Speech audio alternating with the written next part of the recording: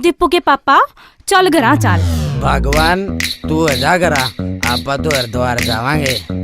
हाँ जागा हरिद्वार तू चलने की तो सुधी भी को ना। अच्छा जाके दिखाऊंगा तने, देखूंगा कौन रोकेगा मने। चलो रे चलेंगे भोले पे।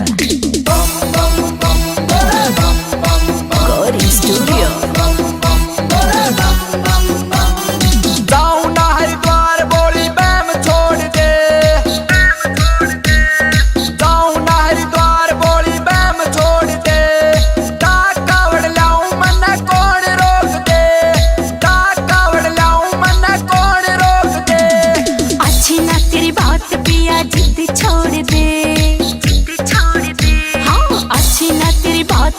जिद छोड़ दे, पी के भांग चुट्टी की बजाना छोड़ दे।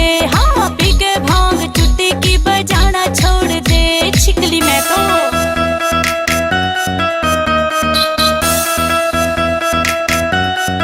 गौरी स्टूडियो।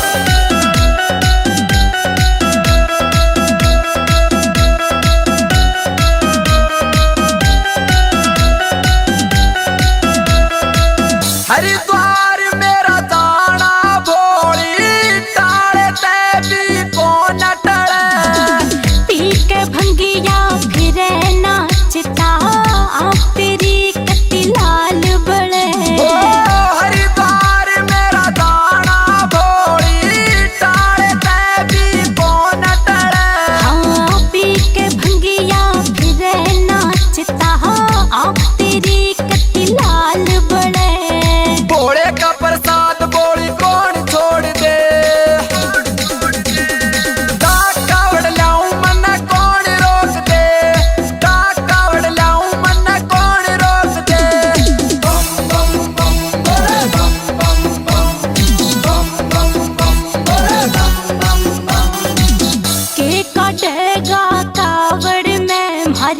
घर में ठाठ लाग रे हो।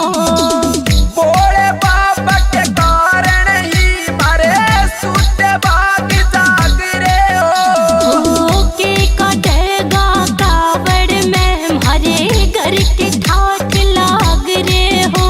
बोले बाबा के कारण ही मारे सुते भाग जाग रे हो। मान जा समझाए कि तू हठ छोड़ दे,